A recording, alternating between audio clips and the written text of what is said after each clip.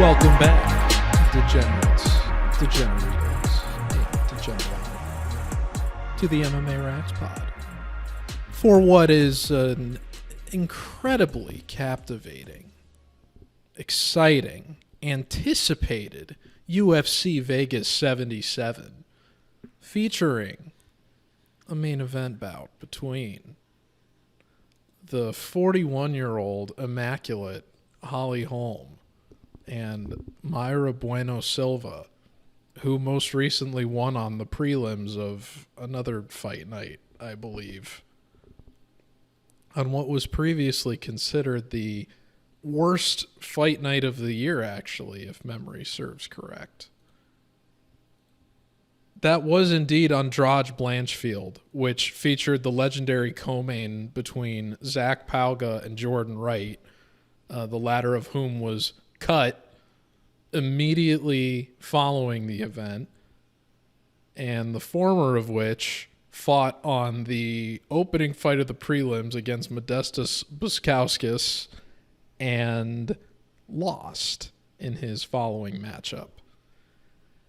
We have a much more captivating co-main event this week between Junyong Park and Albert Duraev. Park is actually someone I've genuinely enjoyed capping in the past, and Duraev is someone who I've faded with inconsistent success, and I'll be sure to get into the co-main in due time, but I do want to account for UFC 290, which sadly saw my incredible winning streak come to an end at 14 picks, unfortunately, due to the lack of a third clean sweep. I won't be going into any flowery rants, as I like to call them. The touch grass portion of the show won't be taking place this week. I have to earn that. And I earned 4.5 units last week, and that's pretty good. But it was nearly 8 minutes away about from an even more profitable evening. And had I made the choice to roll with the other over-on rounds at plus odds that I did correctly pick in Tetsuro Taira and Edgar Kairez, would have probably hit a nice 5-leg parlay that included Dricus du Plessis. So that one decision to go with a different leg made a huge difference. But it was the third winning weekend in a row and the fifth in the last 8. So it's hard to be upset with where things have been at recently. 4.5 units, we'll take it. Hopefully make out a little bit better this week, although the pickings are a little bit more limited. Had 9 picks to play with last week, graded 10 fights. Thought my read on Kirk Ribovics was almost completely accurate. Kirk, won the first round and then just kind of fell apart down the stretch. Didn't have the cardio for lightweight, which he had kind of demonstrated previously that he wasn't necessarily equipped to ride out a fight that goes the distance, despite being a bit more proven in that area than Ribovics, who in his young career showed he's got a bit more to his game than the boxing and the Kimura get-ups. He showed a good next step. There's a very similar fighter to Mr. Ribovics on the main card of this in the form of Francisco Prado, who we'll be sure to get into later. But I would like to atone for the sins that I had last week very quickly, as I have done on previous cards where I've missed favorites. I was feeling myself a little bit of late, obviously, as you could tell by me opening the first 15 minutes of the last 2 shows with stuff that isn't betting analysis related at all. But, if you want to be a cultural influencer in the gambling and MMA Twitter space, these are the kind of cultural sensitivities you have to be tuned into and address. That being said, I was feeling myself to the point that prior to last week, The only two moneyline favorites that I had missed across the last three cards were both at fight night Vittori Cannonier in the form of Christian Quinones and Christian Leroy Duncan, the latter of which proved to be the more costly play by far. However, grading as many favorites as I have the last 3 weekends now and only coming away with 3 misses, even if they were all last week, feels pretty good, especially when 2 of them come on splits, and I didn't particularly think either of them won their respective fights.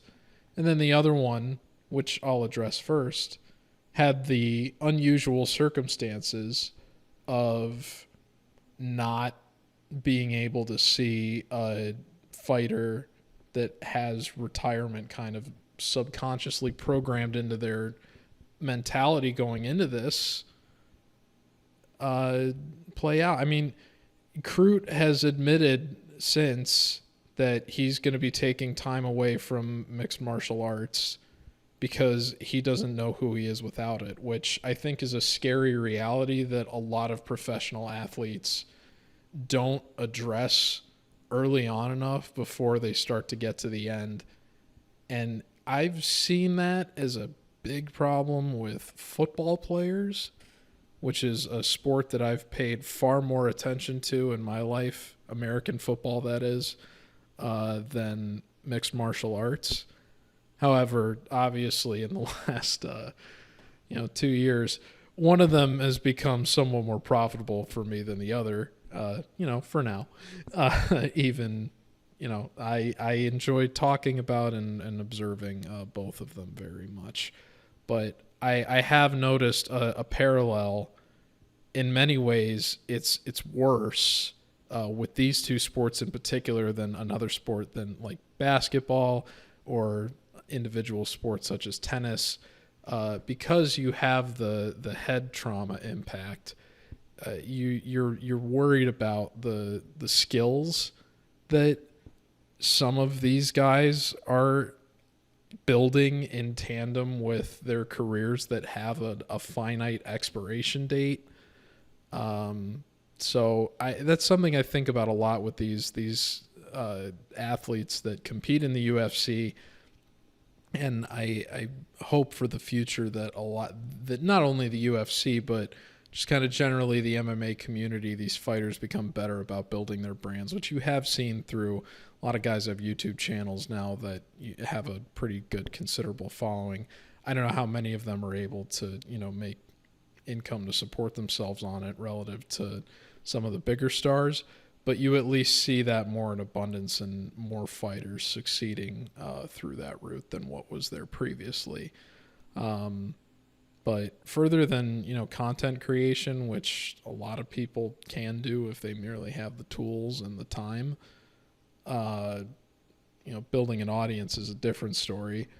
And thank you all for that, by the way.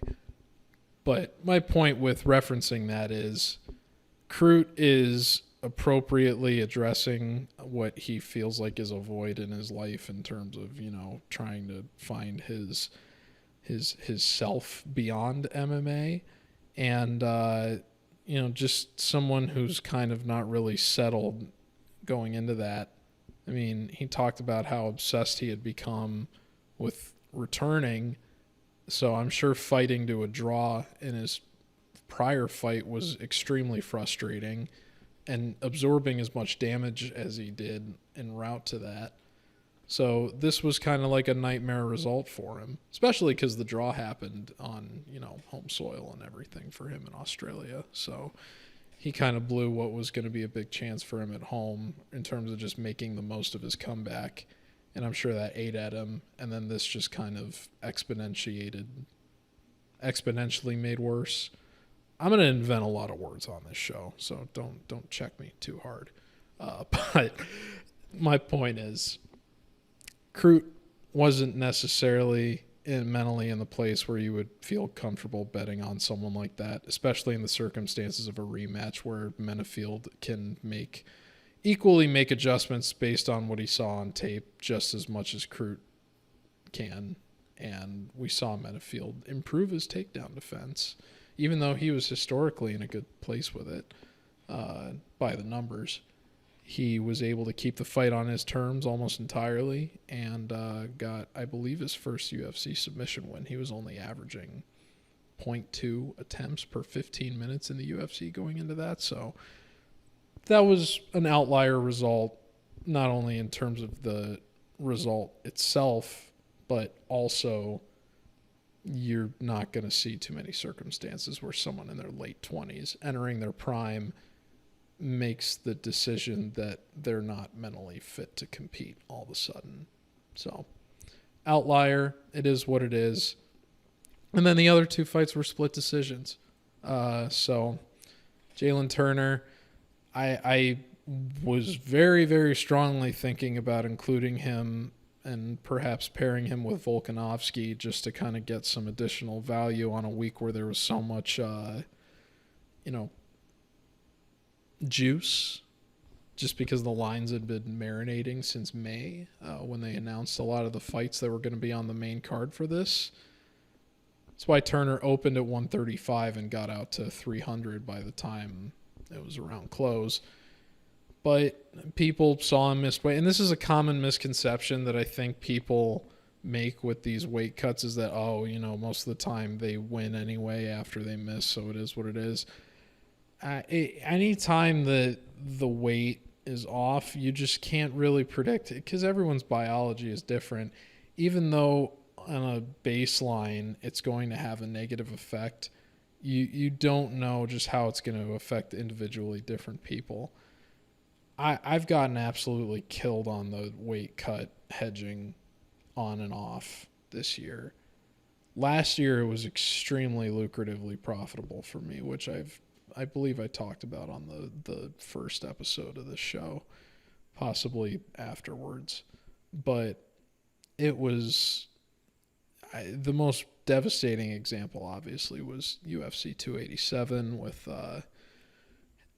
going away from the over on Rosas Jr. Rodriguez after Rodriguez missed weight and instead picking Rosas. Rosas easily gets the first round but gasses himself out, and Rodriguez puts on a more disciplined performance to take a 29-28 and destroy the 18-year-old at 220 juice. That was not good. But it was a decision that was made because Rodriguez missed weight, and I didn't feel comfortable about him going the distance. Just generally how you have to approach how these are going to affect people is that if they have a bad cut, it's very physically and mentally demanding. And for fighters that have absorbed attrition already in their careers, that can be a problem. Turner has not been, I believe, finished in the UFC, but he has been when he was less disciplined earlier in his MMA career prior to joining the UFC, he'd been finished many times. So you have to take that into account relative to his chin. He was able to hold up against Dan Hooker, but missing weight proved to be not good for him, and it was already evident that Hooker was going to be the better final round performer than Turner was based on previous ventures into that area. And we saw out of the 3 rounds that Turner had against Gamrot, it was indisputable that the third round, I believe, was one that he lost. So I'm not worried about it too much. I did have him graded very strongly to win. I talked about last week how I was iffy about it at first, almost made it a stay away, which would have been the correct decision. Ran more film, saw Hooker's IQ issues, but I saw the guy's heart too. I talked about that too relative to the Poirier fight. So he went out there and he really saved his. I don't think anyone is treating him as a serious contender, but in terms of him at least having an argument of sliding back into that, it was supposed to be a handing of the torch moment, and the torch didn't get handed off. I don't think Turner won that fight. I was surprised it was a split decision.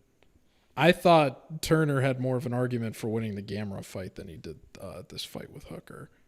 Hooker stole the second round in the closing moments because he did more damage, and then he closed the show. It's exactly what you want. Great fight.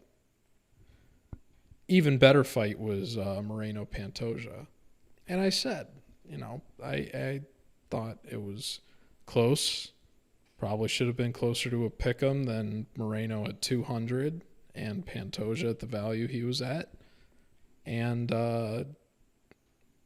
it was a pick'em on the live odds going into the fifth round. Played out as a split decision. I don't necessarily agree with that. Makes me wonder how much money the cartel lost last weekend. But, good performance from Moreno, but he's needed finishes in both of the title fights that he had with Figgy. Got him to a draw in the first one and has lost 2 decisions otherwise. So he's not quite the 25-minute performer that I think people were framing him as, even though it was evident Pantoja was not, he was needing to go through recovery periods in that fight. He was still able to do it in a way that was consistently unleashing damage that ultimately got him the result. So, fabulous fight. Flyweights keep getting classic title fights. You would hope after that they start to get a little bit more love in terms of their placement, because we've seen a lot of these ranked flyweight fights get slotted into lower prelim positions on less glamorous cards than pay-per-views. So this was on International Fight Week. Very nice to see. But the lesson here is, I think when you see the opponent has the edge in the final round, like Pantoja did, and has, enough finishing and volume edges, in terms of their striking power, their output. Pantoja also attempts double the submissions that Moreno did, and, we saw him work those in with his backpacking. When you have a fight that you perceive to be in a pick'em range like that, you should just hedge off, given how much offensive upside is on the guy that you don't perceive to win. So I'll keep an eye on that going forward, and maybe that's just a trend with flyweights. But I can see how that would be something that you would want to be wary of under other circumstances, particularly in title fights. So try to bear that in mind. But that's enough talk about 290. On to the next one. And the next one starts with Alexander Munoz, and Carl Deaton. Munoz has not competed in over 2 years with an injury that, I'll be honest, I haven't really looked much into. When you try to put out a pick for every fight that includes someone on the roster that has competed at least once previously, you just kind of try to cycle through these things and not necessarily weigh anyone else's story above the other, but it is important to contextualize a lot of these things. Munoz has been off for long enough that I don't like how much juice has gone onto his line as the week has gone on. It was closer to a pick'em range at the top of this week. I believe he was at 135, and I was excited to pick him, but I wanted to go back and look at his other fights. He's unquestionably fought better competition than what Deaton has been exposed to. And I will get more into what Deaton has dealt with in a moment. But just relative to Munoz, I see a lot of people that have been hedging off him this week have done it on the basis that, he hasn't had any wins other than the Contender Series appearance in 2018. He didn't compete after that for over a year.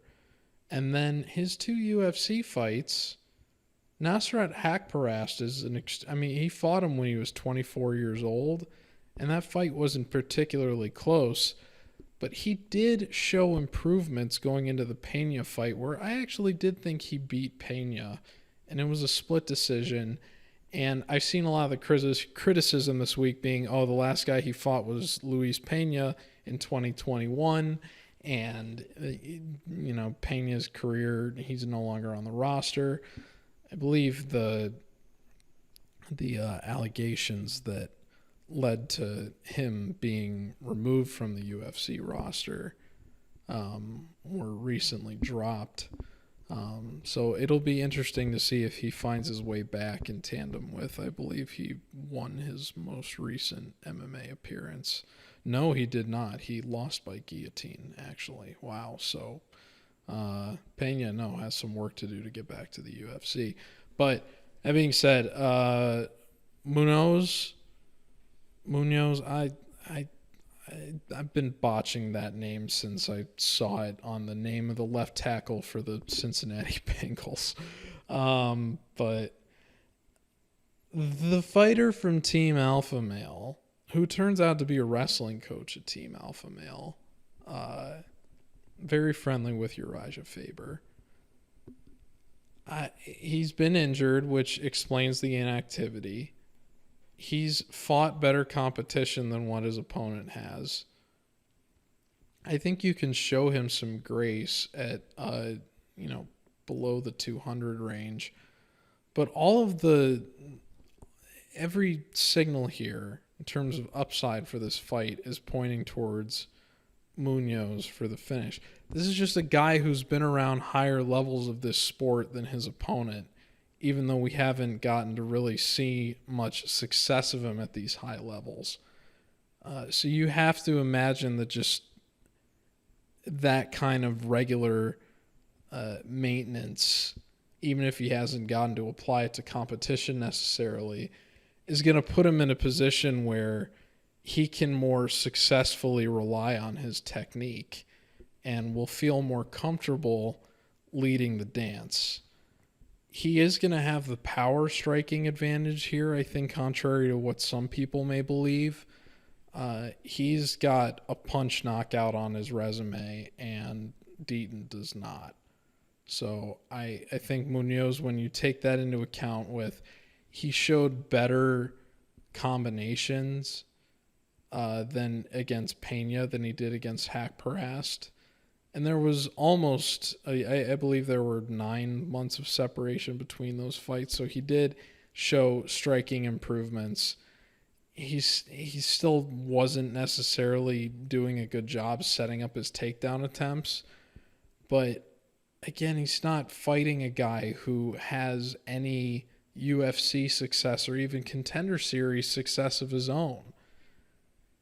Deaton was a day's notice replacement for Joe Solecki, and Solecki never let that fight even get remotely competitive.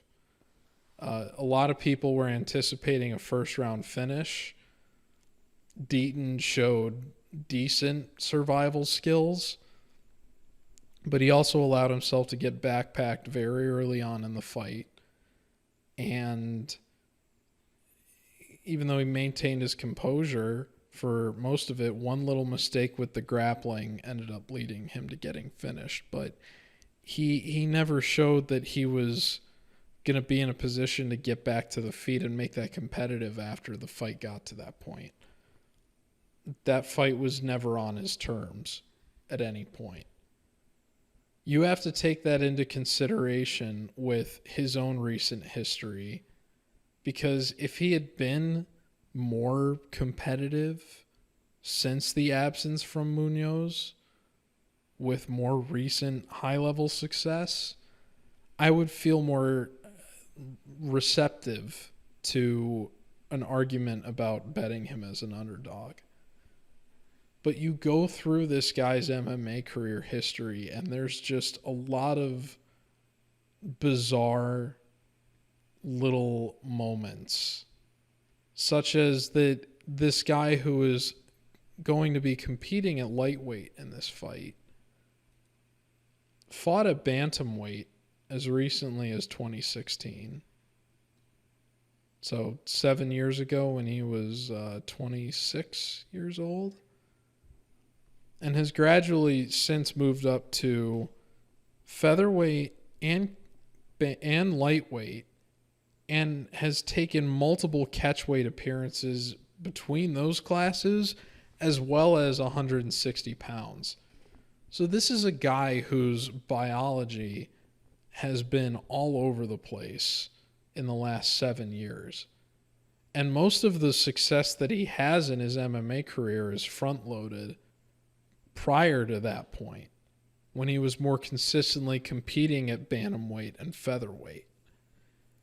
As he's gradually gone up, his success has gone down, and the only moments where he's been able to shine have been against vastly inferior, not really acceptable competition. He lost, it went down as a no contest. I'm not quite sure why. I couldn't get into the reason why, but he fought Shepe Mariscal, who had a wonderful fight against Trevor Peek a few weeks ago, and lost when the fight was decided by the judges. I'm not sure what the score was. He fought the same opponent twice next and fought to a decision both times. And then he knocked out a guy at NATO Promotions, Extreme Warriors 2, who from what I can tell, doesn't have a win in MMA. I could be wrong about that, but knocked out 4 times at least, and that was his last finish by knockout. The only other one between that period happened in 2014. After that, he loses a decision, and then he goes to PFL, a fight with Alejandro Flores, which you can go watch, and he loses a split. And most of his argument for winning the fight came down to a knockdown that he got, I believe, in the second round. But that fight revealed something that when you're looking at fighters that are duds, footwork is so key for any athlete. And Deaton, when he fought Flores, he would take the center of the octagon and then just not do anything with it. He would just kind of wait for counter strikes. He wouldn't be bouncy on the foot. But he took positioning and then did absolutely nothing with it, and then just ate shots and lost. So it's not good when that was the biggest moment of his career to that point, and he just kind of froze up against a guy who's not exposed to the highest level of the sport to the degree that Munoz is. Deaton won a decision after this, and then went to the Flint Vehicle City, or the WXC promotion, which is a Flint, Michigan promotion, which I believe is where he's from, and was scheduled to compete in a title fight after that, in the same Flint, Michigan promotion, before he got called up to be the replacement for Selecki. So this is a guy who was fighting in rural Michigan MMA, and the UFC needed a body and for Selecki, and so they grabbed this guy who the PFL didn't want after one performance and said, "Can you get in here?" And he did. And now you've seen him this week doing a bunch of interviews and stuff, and I think he's trying to make the most of his moment because he got called up here, but you just have to wonder how UFC caliber he really is.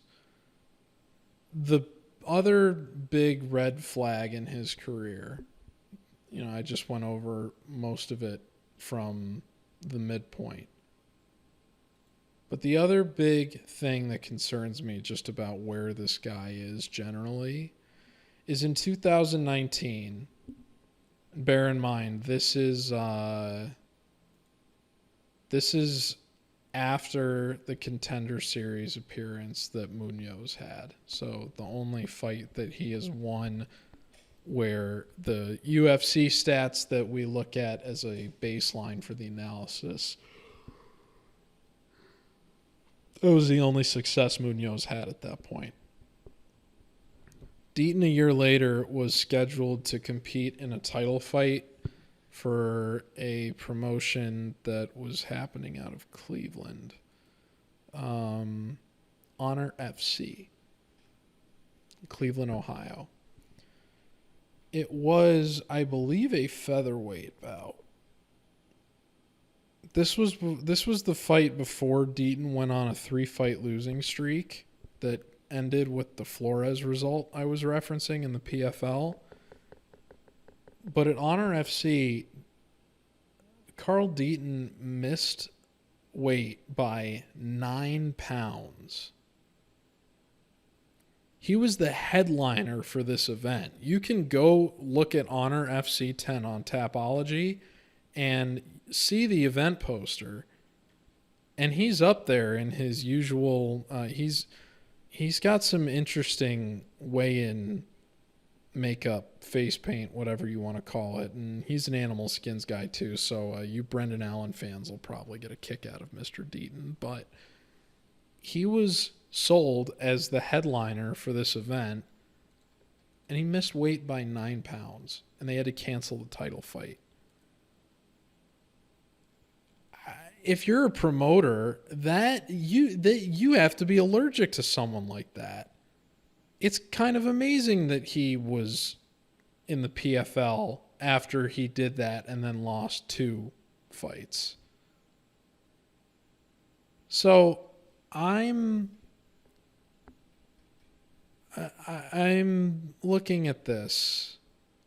And I should say, by the way, on that 3-fight losing streak, apparently the second one was a boxing match. So he lost 2 MMA appearances and a boxing appearance. So my apologies. But point is, there are way more red flags here for Deaton than there are for Munoz. So in a battle of red flags, I'm going to go with the guy that at least has a Contender Series win. If he goes out to the 200 range, I'm not going to use him as a parlay leg. But given the limited options this week, I might have to think about it. I have other more confident plays in mind than Munoz. And, Deaton could end up surprising and have the performance of his career. But just relative to where he was when he got plucked, relative to what his arc has been the last 4 years, I just don't think that this guy is going to be in the UFC for very long. And Munoz at least has alpha male on his resume and can lean on those chops. And, we'll see who shows up in his corner. I know Elijah Faber isn't as busy as he was when Munoz competed on Contender Series, so we'll see if he shows up. But give me Alexander Munoz, and I imagine Deaton probably gets cut if he gets finished. But if it goes to a decision, perhaps he gets the grace of one more chance to prove himself for being a sacrifice to Selecki.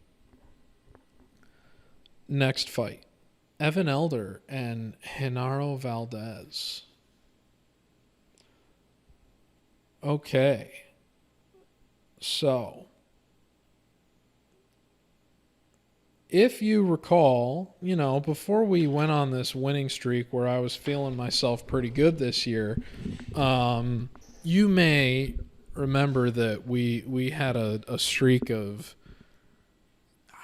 God, it felt like maybe 8 of 10 weekends where we were 1 leg off on the lowest leg parlay, like the 3-leg one.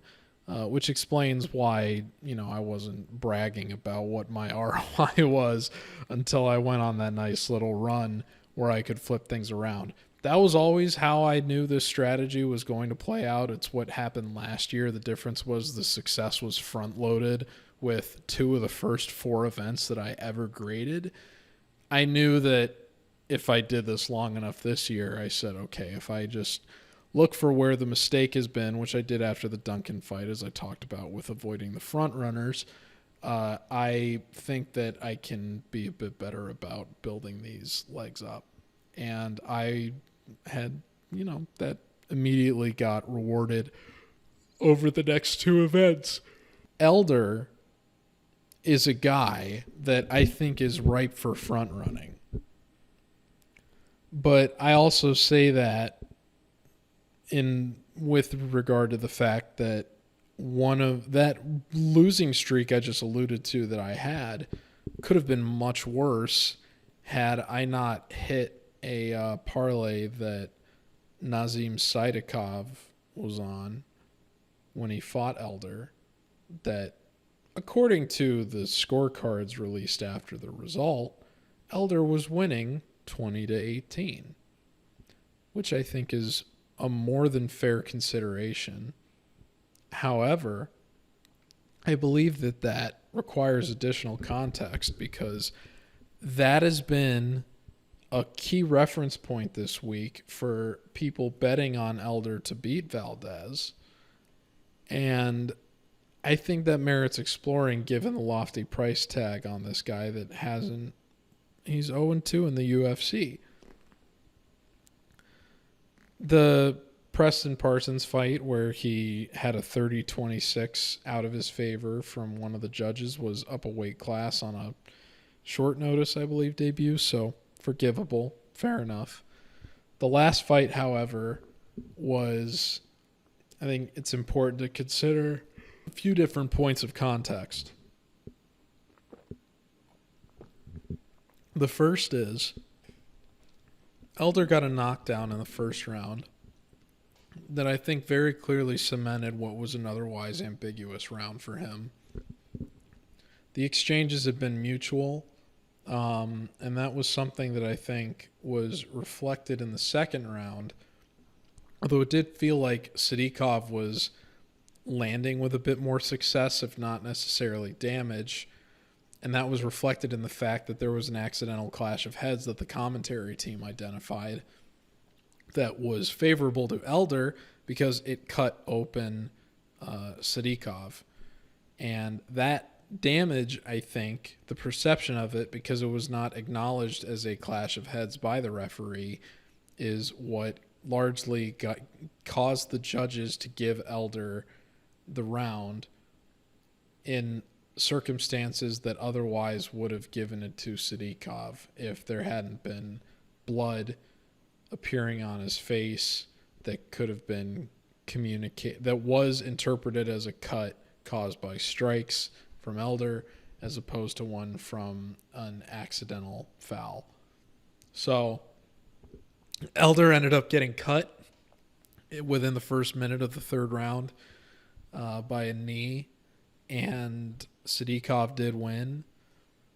I was grateful when I saw the scorecards afterwards for that, and it was the first time I think that I got a favorable injury break after being on the wrong side of so many last year between Brian Ortega against Yair Rodriguez and Tom Aspinall against Curtis Blades, and having the Qatar Allen over and then seeing Calvin Qatar blow his knee out. So many different circumstances last year where freak injuries in the main event ended up, screwing me over. And it was nice that when I needed a win, I was finally shown some grace in the injury finishing. So I didn't sweat it too bad. A lot of the people that bet Elder as an underdog were upset. And I wonder if that has led to this effect now where they've blown out the line on him so much heading into this fight with Valdez, because Elder hasn't shown UFC level finishing instinct Valdez has. Valdez has one of the best Contender Series fights ever against Patrick White. He was a minus 900 favorite, but White came in and gave him just I believe Bisping referred to it as quite literally a slobber knocker. And Valdez showed the heart when the fire gets going and came out ahead. And showed some good instincts in that. Good top control striking, I thought, for example. But he did show more of a finishing instinct in that fight than what Elder has demonstrated in either of his previous 2 UFC appearances. Now, Valdez, I understand, lost the decision to Levy. In the eyes of 2 of the 3 judges, he did win the second round, and he did have the more impactful striking. So, in terms of between Valdez and Elder, I know Valdez got finished against Frevola. People point out, he got knocked down 6 times in that fight. 6 was generous. You know, he fell over a few times, but he was never completely put out. He did take a lot of damage, so you have to wonder how sturdy his chin remains at this point. He also ate a couple huge kicks from Natan Levy. But Levy and Frevola both have proven themselves at the UFC level, even prior to that, far more than a lot of the other guys that Elder, or not necessarily Elder, but Valdez had faced. Both of them, honestly. But my point here is the price on Elder is outrageous. Not only given he hasn't won a UFC fight, but when you put it into full context, that he needed a knockdown to win the first round of his first true appearance, and then needed an unpenalized head clash in the second round, and still ended up losing. That paired with a lot of the fight IQ problems that he displayed in his debut with Parsons, and some of which carried over to the fight with Sadykhov.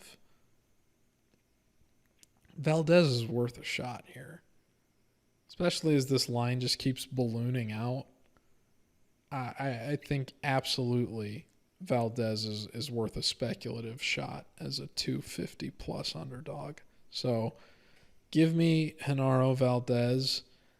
I don't believe Elder's been knocked out yet, but I'm going to say it happens here. I'm going to say that he is too willing to get into an exchange, because Elder has another bad habit of like really explosive footwork, but not really doing anything with it. He just kind of like, it's kind of like when a bee rapidly, or some kind of winged bug flies up into your face or your guard, but doesn't actually land on you or touch you. It's just kind of in there and annoying and buzzing around. That's what Evan Elder does, is he buzzes around his opponents. And I think if you buzz around Genaro Valdez, that's a recipe for disaster. So give me Genaro Valdez. Forgive me for yawning through some of that last bit, but it speaks to how exciting this card is. And,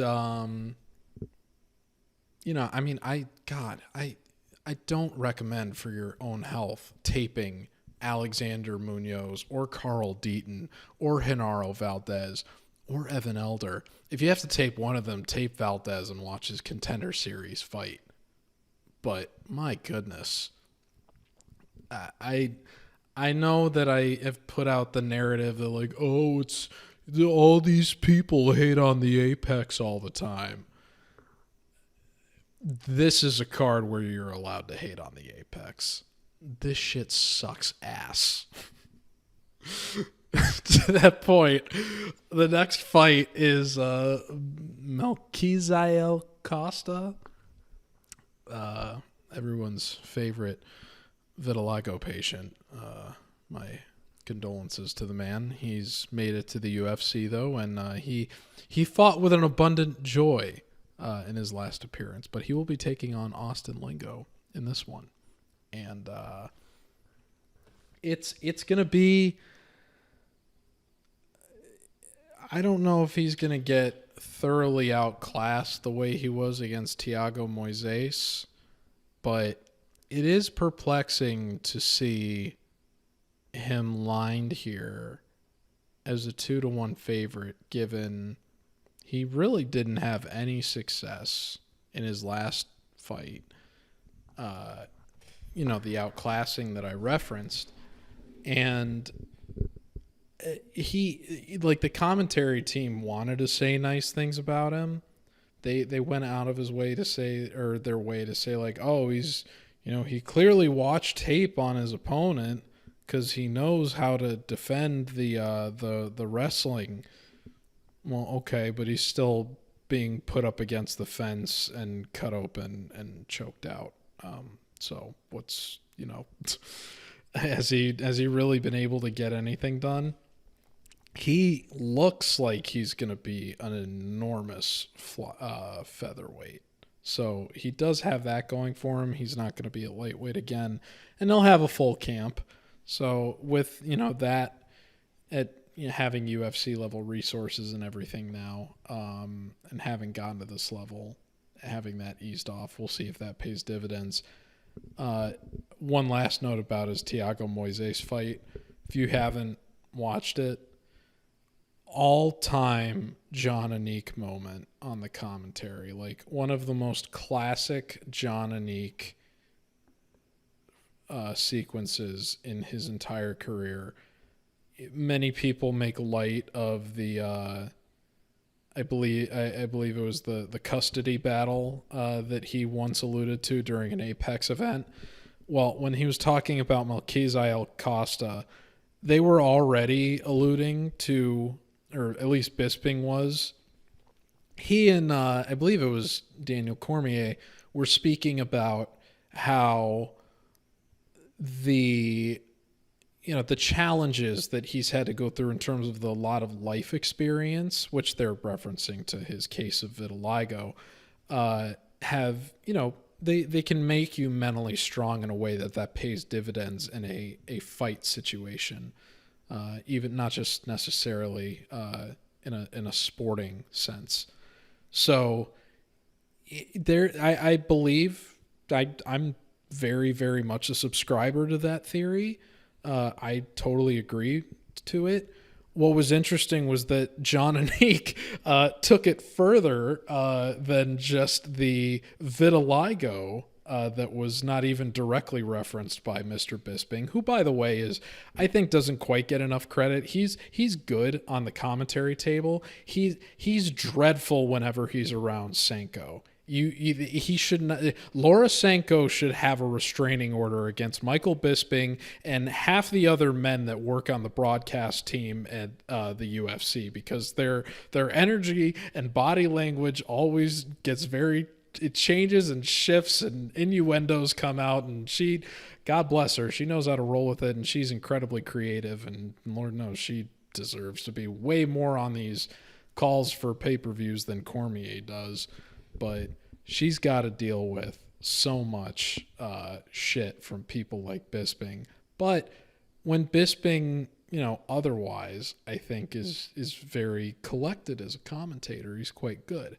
When he's with someone like Dominic Cruz, I think that the banter between the two of them is actually usually kind of funny, and both of them have enough technical acumen and insight into fighting that I enjoy listening to them call fights, mostly when they're not, transparently advocating for the fight to appear closer than it is, so that people looking at the live odds get fooled into betting a result, which I've seen more than a few times.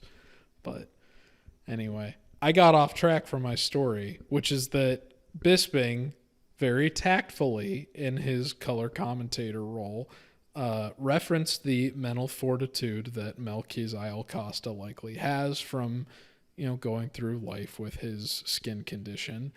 And John Anik then took that further and said, Well, he also fights with a heavy heart. Obviously the most significant event in his life was when his brother passed away in 2013 from a worksite accident, and obviously thinking of him here today.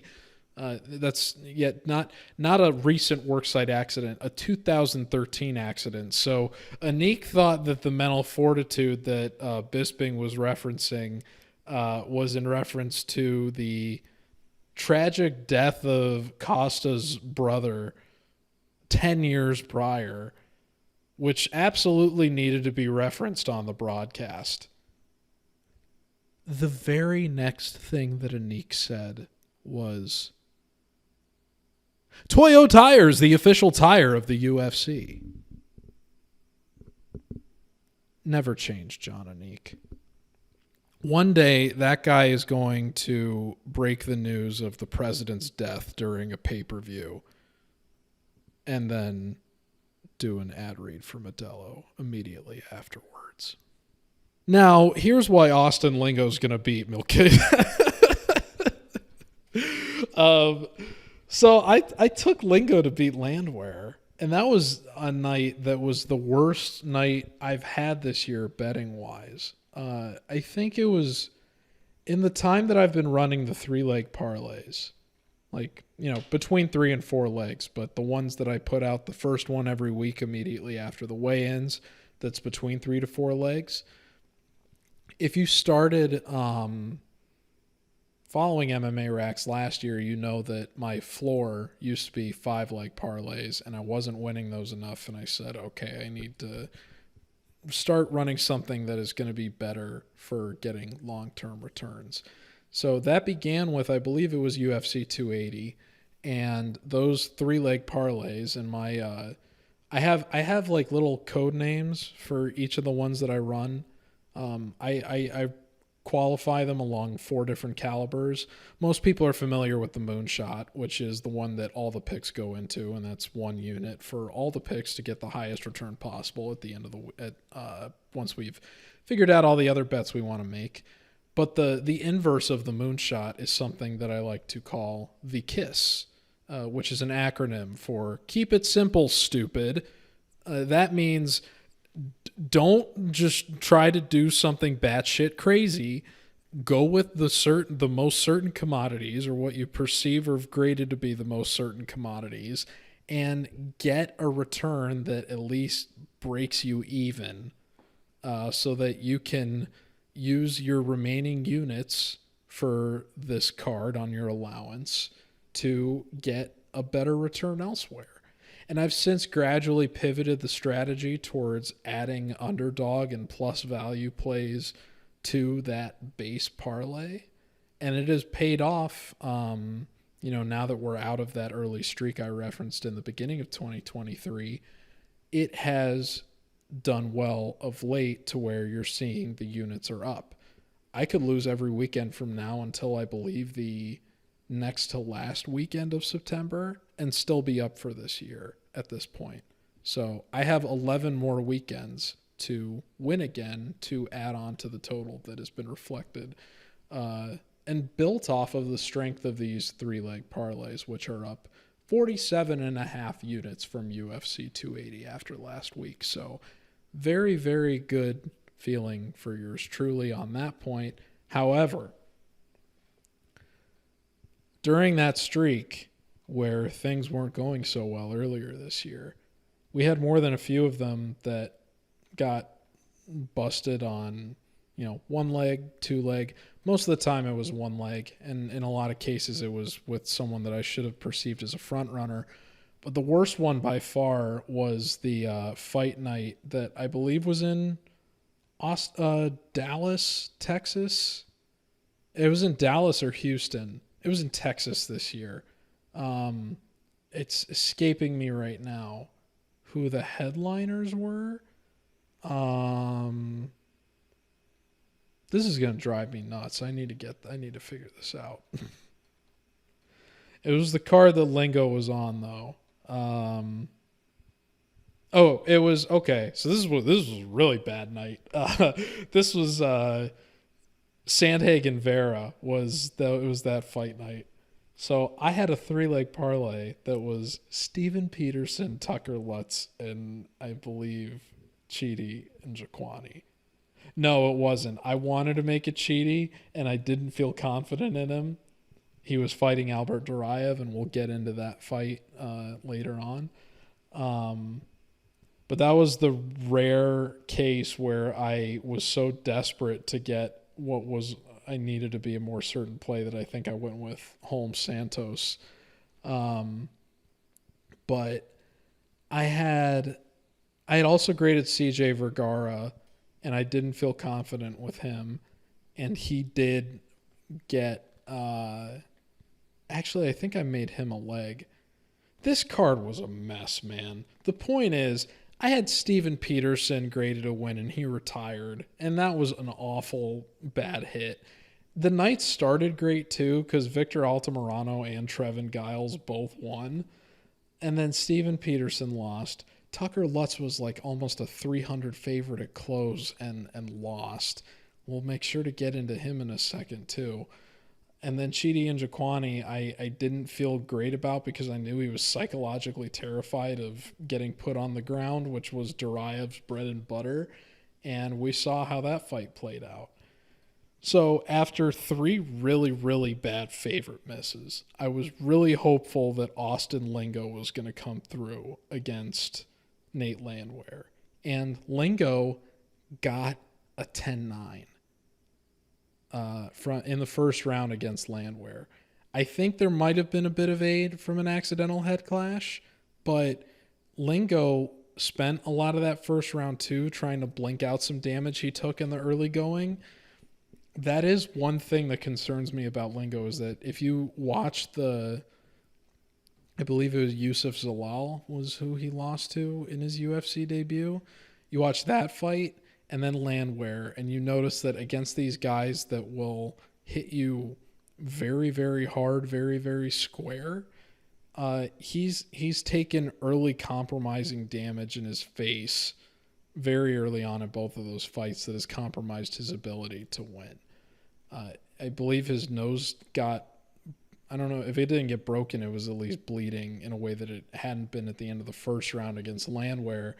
Early in the second, we saw him gradually fade as Landwehr was able to keep a consistent high-octane pace, and Landwehr was ultimately able to hand Lingo the first finish loss of his career.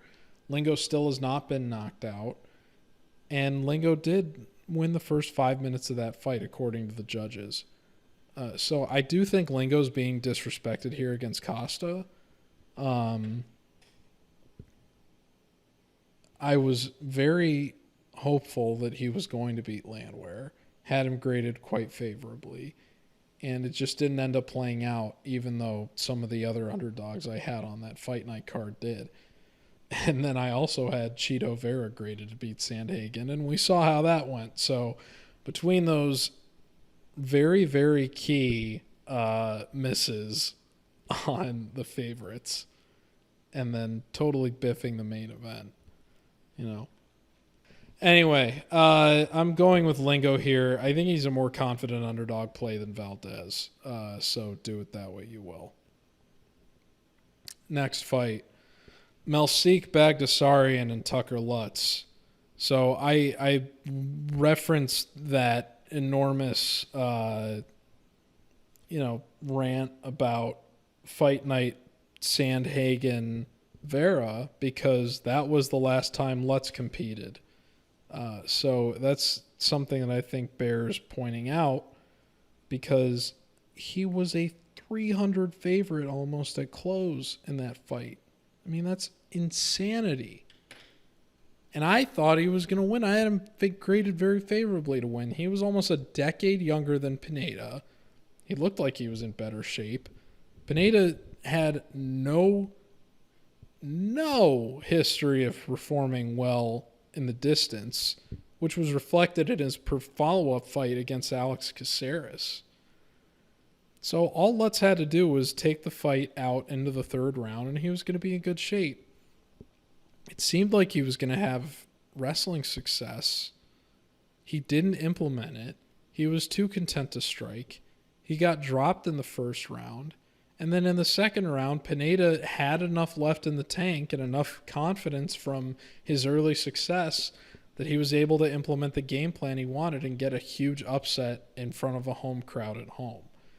Lutz was coming back from like 16 months of ring rust, so that merits consideration that he's not going to have as much of a layoff. But it was a disastrous return and a very, very poor outing. And for a guy who doesn't have any UFC finishes and has this career arc where he had all these ground finishes up front before getting to the UFC, and since just kind of being consistently a go-the-distance guy prior to getting finished in this last fight, it's hard to feel good about that. And he's got a weird body type for a guy that, for someone who at the highest level of MMA has had most of their results play out as decisions, which speaks to a style that is more conducive to control. He doesn't really have the body for control. He's got long limbs and then kind of like a meatball-y. He's in extremely good shape, but it's still just in terms of it's like a sphere. It's like a chiseled sphere on two very long sets of limbs. So he's just an interesting looking guy. And you compare that to a more compact built kickboxing savant like Melsik Baghdasaryan has shown he is. The concern with Baghdasaryan here is him going to the ground, which Lutz might be able to implement, but Baghdasaryan has shown good takedown defense. And I think when you compare their most recent results, because both of them are coming off of losses, the interesting thing with both of them are coming off losses where they had similar layoffs of over a year. The key thing to consider with Baghdasaryan that they pointed out on the call for his fight with Kulabau is Baghdasaryan is admittedly someone that is not comfortable with flying. And he had to go. He fights at his gym, I believe, is Glendale Fight Club in California, or possibly Arizona. Point is, he's a West Coast guy in the United States, and he's not comfortable with flying, and had to go to Australia to fight Josh Kulabau on what was much more favorable terms for Kulabau, even though I believe the fight was more of a pick'em. But Baghdasaryan was clearly winning the fight the whole way through. And then the only thing that ended up screwing it up for him was, a bit of a random trip. I don't even necessarily want to call it a trip because he got hit by Kulabau, but he was throwing a kick and it was just kind of an awkward exchange and he, fell over. On the top angle, it looked more like a trip. That's why I bring that up. Live, it just more looked like Kulabau kind of caught him, and he didn't necessarily get hurt by it, but it just, because he was off balance, he fell over. And then Kulabau capitalized on the moment by going and snatching up the submission and getting the choke out. So hats off to Kulabau for that. But definitely more of a random event than the earned win that Pineda had over Lutz. And now that neither of these guys are dealing with the layoff that they had going into the last result, Baghdasaryan just has to go to the apex. So he doesn't have to fly. He's not going to have that on his mind. He admitted he was nervous about flying home, which is something else the commentary team referenced during his fight with Kulabau. So with that kind of anxiety out of his head, he can just focus on bouncing back. And he's clearly going to have the striking upside here. So he was available at 159. I know he was, at the start of the week, I know he was closer at 2-1. I would have to imagine the line is going to rise on him again. But even though the grade I have for him is much narrower than some of the other guys, like I have Alexander Munoz way more favorably graded over Carl Deaton than I do Baghdasaryan over Lutz. But I know that there's more reliable data for both Lutz and for Baghdasaryan than what we have for Munoz or for Deaton.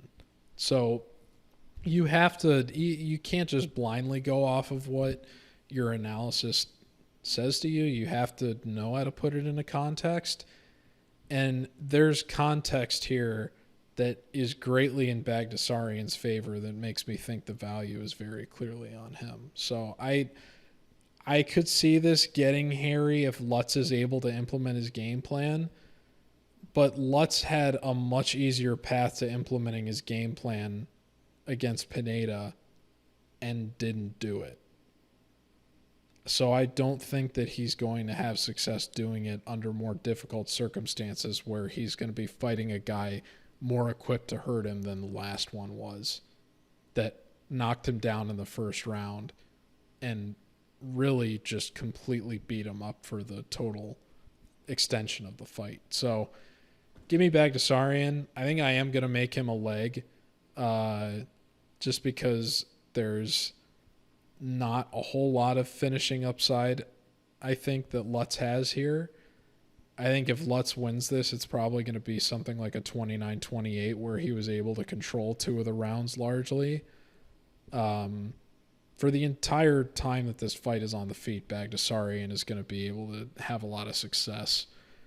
The leg kicks, I think, are something that are going to be particularly a problem for Lutz just because of the lankiness relative to the kind of body type he is.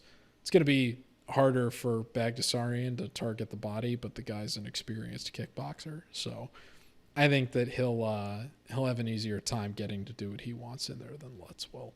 So, next fight. Nazim Sadykhov and Terrance McKinney.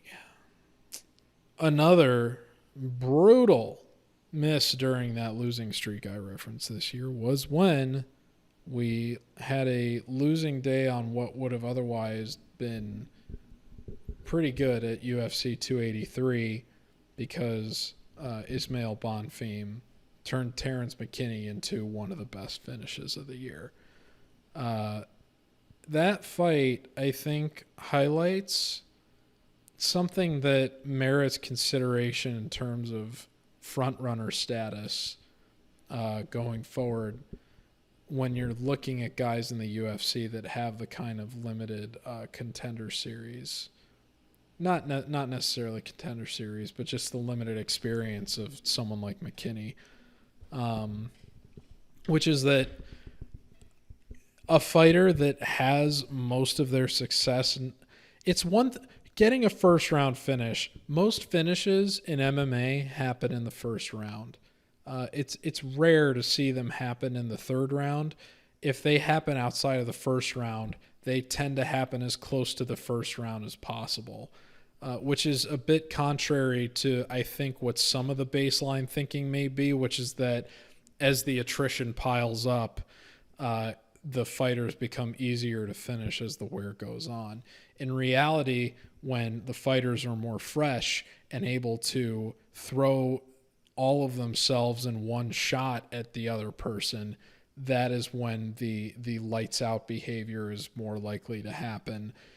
Also, when they talk about the perspiration making guys more difficult to lock in chokes on, and just grips become slipperier as the fight goes on. That is something else that speaks to why it's easier to get a submission in the first round than it is later in the fight.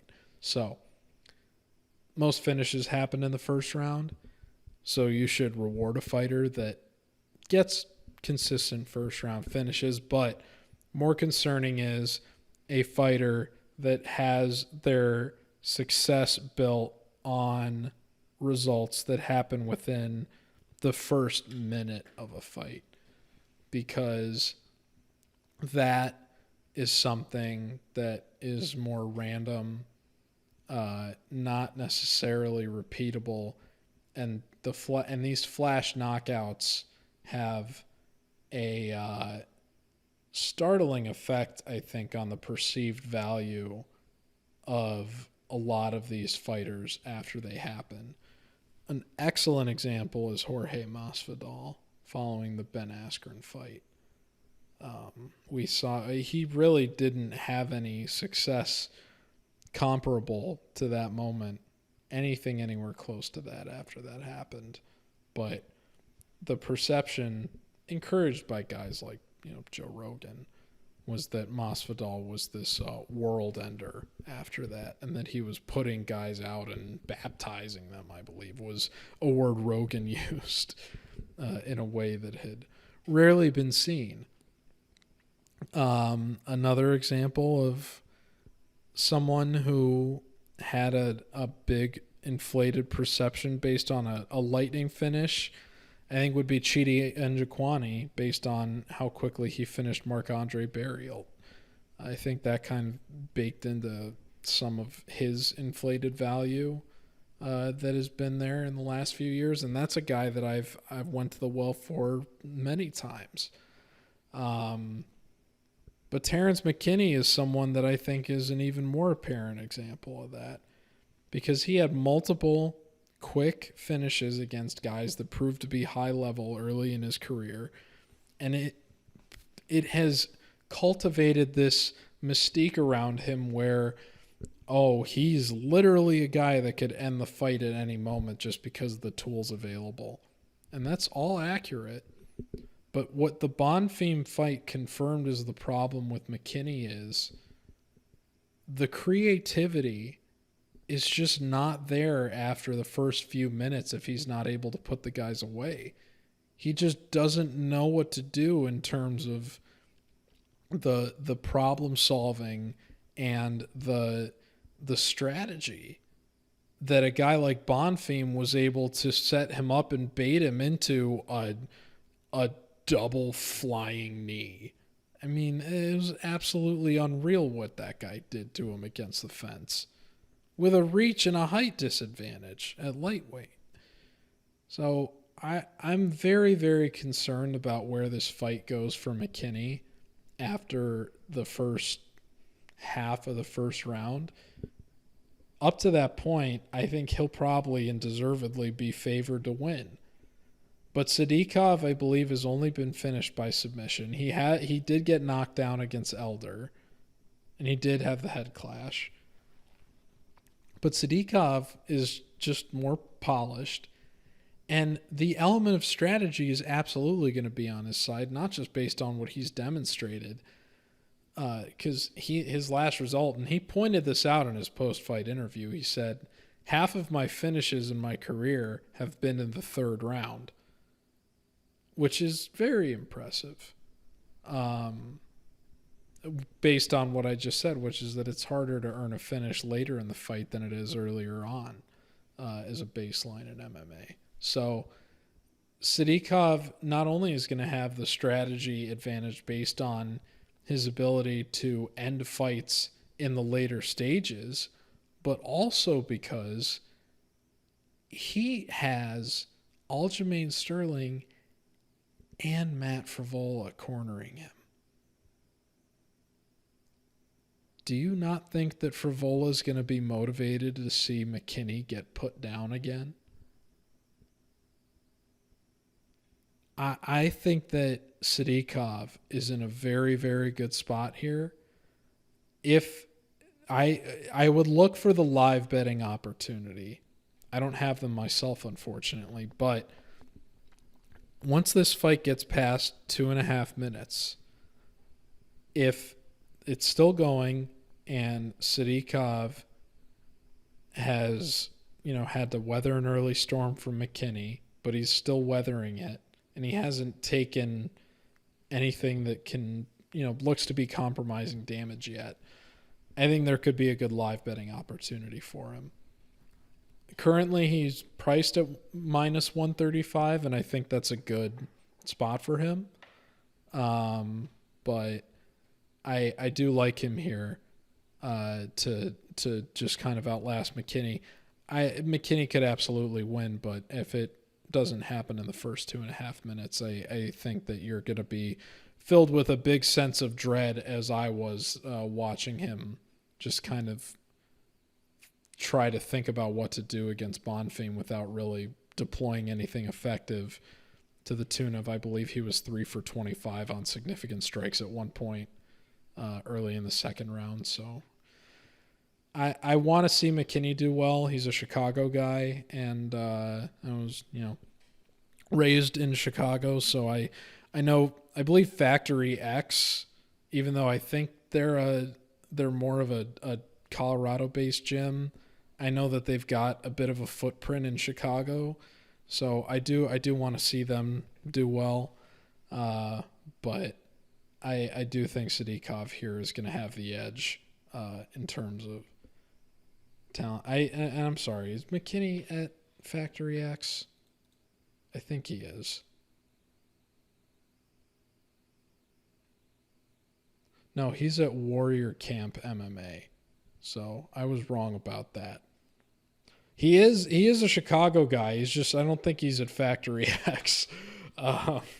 We'll see what Tapology says. In any event, I am going to be picking Sadykhov. But yes, it does appear he is still at Warrior Camp MMA. So, bear that in mind. Yeah, he that is confirmed. McKinney, I would like to see you do well, but I just I don't know, man. That Bonfim fight, it was alarming watching him just kind of go deer in headlights mode with the tools that guy has. It reminded me of when this 283 happened before Fight Night Sandhagen-Vera, but the McKinney performance against Bonfim reminded me of Njokwani against Duraev, which I will get into in the fight after the one I'm about to talk about, which is Ottman, Azaitar, and Francisco Prado. This fight has no business being on the main card of any UFC event. It is flabbergasting that it is.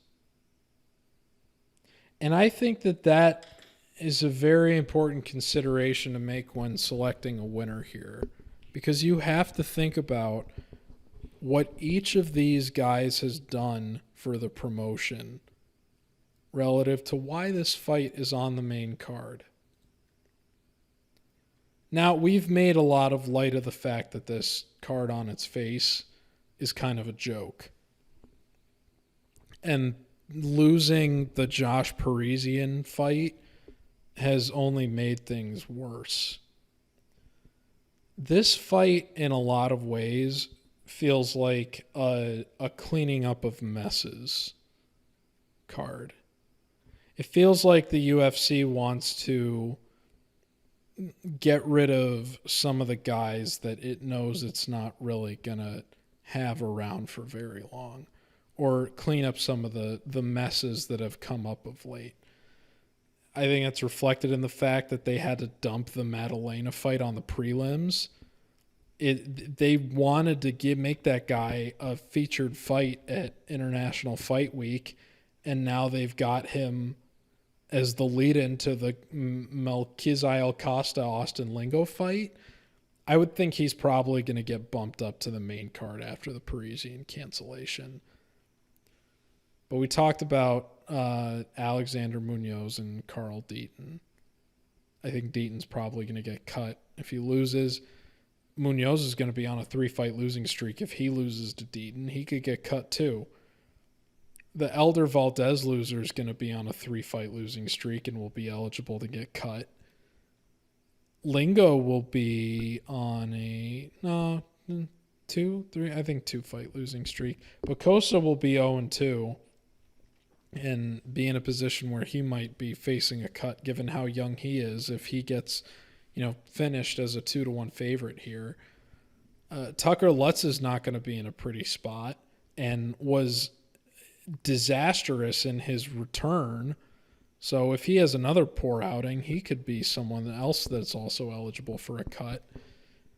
McKinney has ended up proving to be, you don't necessarily want to call him a promotional dud at this point because he's young, but the optimism that they had about the guy going into this year certainly can't be there anymore after the Bonfim performance. And if he doesn't have a turnaround result here, you wonder where it goes. And then I'll get into it with the co-main, but I mean, Albert Duraev, is not a guy that's had a lot of experience in the UFC, but the limited stuff that he has had hasn't been super impressive. And his most notable appearances across MMA, his biggest names, pretty much all of them have not yielded success.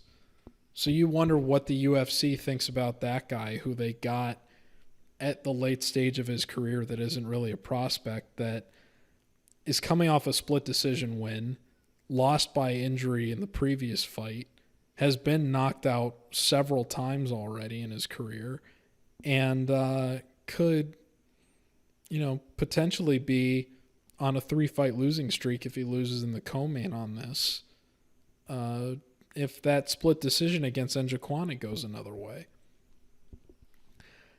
So you can see how there's a bit of a pattern here on this card in terms of messy cleanups. That is worth mentioning going into Azaitar Prado. Because Prado is 21 years old and has a largely unwritten story.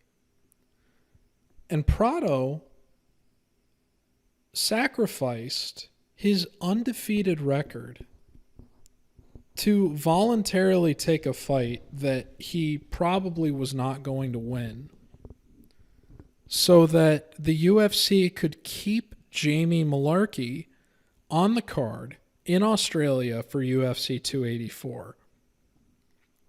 Prado effectively stand and banged. He didn't do much banging. He was there to be had for Mullarkey. But Mullarkey did a very safe kind of point fighting routine and, did the kind of Mullarkey thing where he is a bit cheeky early before gradually trying to, shoot in and grind on the ground and hold very tight top control with his knees and just kind of sneak in elbows and wear on you. But he didn't really make the most of, Prado going out of his way to make sure that the UFC could keep him on the card. And then Mullarkey went and lost to, I believe it was Loik Radzhabov, if not Radzhabov, one of the Tajikistan fighters. But my point is, Prado did the company a favor. What favors has Azaitar done the company? Ottman Azaitar has 3 UFC appearances. His first appearance was one of the most aesthetically pleasing knockouts you'll ever see. His second knockout was a bit controversial, and it came against a guy who has since retired from MMA and might have been a bit of an early stoppage, but was a fight that didn't tell us much about him. And then for about 2 years, that was his only appearance. He had a fight with, I believe it was Frivola, that was scheduled for the COVID bubble and was canceled due to, as I alluded to on Twitter this week, a teammate or cornerman of his, member of his gym, attempting to sneak into the hotel and breach the bubble and literally climbing across balconies to get into the hotel room and deliver a mysterious bag that, when questioned about it at UFC 281 last year, Azaitar attempted to pass off as a sack of potatoes. Potatoes. And then Frivola put him out bad. And he showed some fight IQ traits in there that if he hadn't, that result aside, I would probably, just on the merit of experience, I would probably pick him to win. But he was too willing to give Frivola a fight that Frivola was much more equipped to win, and has shown too much one-dimensional ability in his limited UFC appearances. And Prado has had his entire MMA career within the window that Azaitar has had his last 2 fights.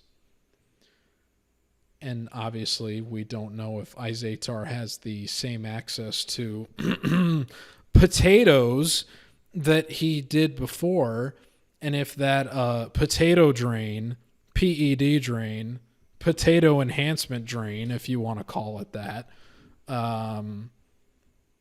has negatively affected his career arc. It seems like it has, based on the Frivola result.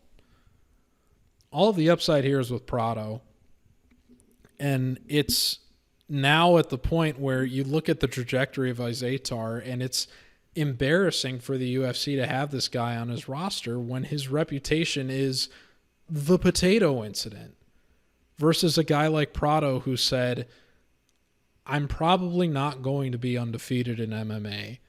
If it gets me on the roster, I will do you guys this favor. And now they've got this fight on the main card. It feels like that they're trying to put Azaitar out to pasture here and embarrass him for the embarrassment that he caused the UFC. Now, the UFC didn't need to bring him back after the potato incident, and maybe they wanted to show him some grace. I don't know. It's possible this could be in the other direction, and maybe there's some friends in Morocco or Germany or otherwise that would like to see Mr. Azaitar thrive in his MMA career. We've seen a lot of front-running candidates come from obscure parts of the world that are previously undefeated and then get to the UFC and get shown out to be complete frauds despite their multiple millions of Instagram followers. So it could go either way. You don't know what incentives there are here, but based on what makes sense for the UFC long term, you have to imagine that Prado is the guy that they would want to have a nice bounce back in this spot. And he's the guy that deserves it. Because you know what? He was threatening a Kimura on Malarkey at the end of that third round. He didn't deploy enough boxing, I think, and really did not throw enough to have any argument for winning any rounds in that fight. And I understand why that has people concerned about betting him this week, but he got to see himself go for 15 minutes in a UFC event, and his coaches got that, and they got to see it against a guy who's a far more complex puzzle in Malarkey than what Azaitar offers. And his coaches will be able to run the tape back with him and say, hey, these are the improvements you need to make. So all the upside in terms of improvement is with Prado, and the narrative, I think, is with him in terms of who this fight benefits. I wouldn't feel as strongly declaring that if it wasn't on the main card, but it is, and you have to ask yourself why that is. So give me Prado here. And that takes us to the main event between Albert Duraev and Junyong Park.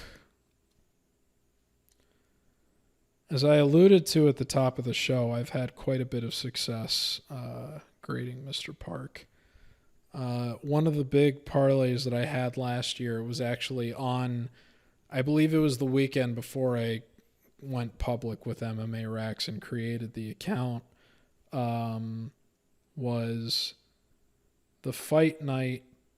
I believe it might have been another Holly Holm fight night. I'm not sure, but the main event, or the co-main, it was when Chidi Njokwani beat Dusko Todorovic, and that was the night Junyong Park fought Eric Anders, and that was a very controversial result for both of them because it was a split decision.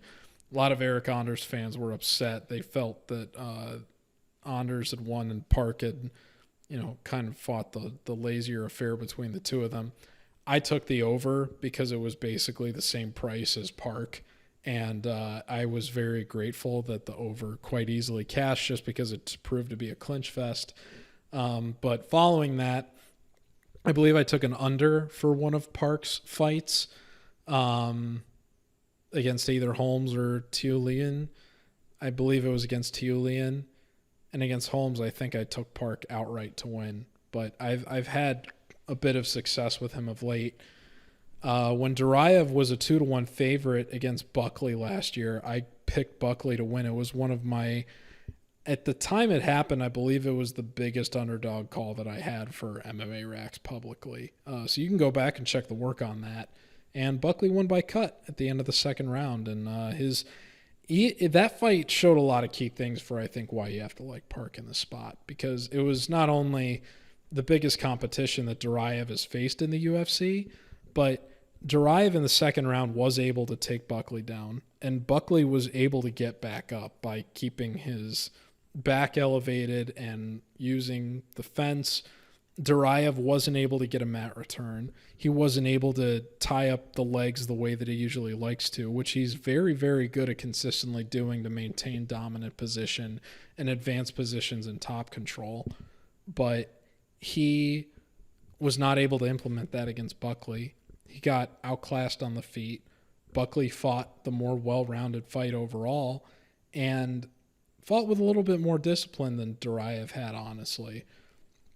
Duraev's got a bad habit of like showing grace to his opponents, kind of like sarcastically. Like he'll call them on.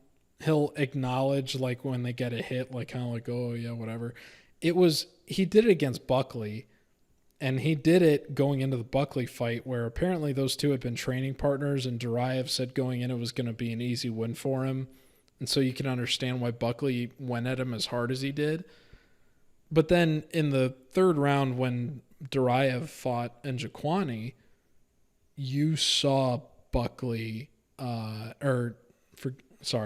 you saw Duraev get kicked very early on in a thunderous fashion, and the whole crowd acknowledged it, and Duraev kind of staggered backwards and then sarcastically played it up like, oh, like groaning with the crowd as they were groaning at the sound of it. So it was kind of a weird moment. I talked about last week how I don't like to see those little moments of jawing. A guy that is a sharp, disciplined martial artist that knows they're in a fight situation, that moment where you're thinking about gesturing and playing it up, they're thinking about how they can take advantage of that. And that is kind of who Junyong Park has demonstrated he is of late. He is the more well-rounded guy here. He is the more disciplined fighter between the two of them. He is more tested. This is a bit of a step up in competition to him relative to the guys that he's finished in his most recent fights. But the Eric Anders win is objectively more impressive than anything Duraev has done in his own career. So I think that merits consideration. Park's got the edge in UFC experience. I would think Park has the finishing upside too. Duraev is going to need to tie Park up for 10 minutes. And I don't think he's going to be able to do that. Park just is he doesn't have a lot of holes in his game, and he's very good at implementing technique to get the fight on his terms to where he wants to go. He is criminally underrated in top control. It's almost unthinkable because he actually owns the UFC record for top control strikes in a 3-round UFC fight. But he is so good about getting to mount, keeping mount when his opponents try to do the turnovers to give up the back. He'll, elevate and tighten his hips to prevent them from rolling all the way over so they get stuck on their obliques and then end up going back onto their backs. He's so good about keeping and maintaining mount. And in a lot of cases, maintaining mount is honestly more difficult than holding it. But once he gets there, he doesn't just hold it. He effectively implements fight-ending damage with elbows, hammer fists. He's so good at landing tangible damage from that position that wins him rounds. That is the key difference on the ground between him and Duraev. Duraev is not the kind of grinder that Park is in terms of dealing out damage. Duraev is much more of a lay and pray guy, a drain you out wrestler. Park is a guy that will take the will of the fight out of you by beating you up after he's already grinded you out down to that point. More well-rounded, more disciplined, which I think is going to be reflected in the striking exchanges. You'll see Duraev, I think, overswing, trying to go for a lot of power shots. Park's got much more crisp boxing. He's better at throwing combinations, which is a big thing that Buckley used to frustrate Duraev. And even though Park's not going to be doing fight-ending damage with his fists necessarily, when Duraev has those overswings, Park is so good at using those little off-balance moments to duck, slip in, and then initiate a clinch that he can use to put the fight on the fence and then wear on the other fighter to put the fight on the ground. I do think that it can get ambiguous once it gets to the fence in terms of guys reversing position on each other, where Duraev, even if he gets put on the fence, may be able to turn Park around and then take him down. So I recognize that Duraev may be able to keep the fight on his terms in the way that he wants, but you have to be more confident in the overall technique that Park has and the abundance of it in all the areas of martial arts relative to what we've seen demonstrated from Duraev at the UFC level. I'm making Park a leg this week. I've had a lot of success with him in the past, and I'm leaning back into it. And Duraev is a guy that I faded with inconsistent success previously, but the one time that I didn't have success with it, it was still a split decision, and it was under a circumstance in which his opponent was absolutely terrified of getting put on the ground. I know Park isn't afraid of any direction this fight goes. That guy is a complete mixed martial artist, and I will feel very good about playing him this weekend against Albert Duraev. So that's going to do it. Like I said, I don't do the I'm not at the point yet where I feel comfortable consistently betting women's mixed martial arts, so I don't really have a lot of thoughts on Holly Holm, Mayra Bueno Silva. Listen, Holly Holm is 40 years old. I don't think that woman is going to be finishing anyone. You are better off just hedging on the over in that fight than anything else. If you're going to take my not professional opinion about women's mixed martial arts. So I'm still getting to the point where I could feel comfortable putting out plays for that. And I will eventually. And it'll be nice to, for parlay purposes, blend the women's and the men's side of the sport eventually for more value. But for now, I stick with what I know to make sure that I get a more concrete return. And I will be enjoying all of the women's fights this weekend, especially the debut of Viktoriia Dudakova. I will be watching them all with a smile on my face as long as it lasts for an Apex event of this caliber. But with that in mind, good luck to everyone else with your plays this week. Thank you very much for tuning into the MMA RAXPOD. Went much longer than I anticipated, but we will be back next week for another thrilling week of the UFC. But it will presumably be a little bit better than this week at least. We'll be heading back to London for a fight night event between Tom Aspinall and Marcin Tybura. So be sure to come back next week. And thank you very much. Make sure to hit like and share and subscribe and follow on Twitter if you haven't. And look forward to keep giving you betting knowledge from here on out. So take care, folks. Thank you very much.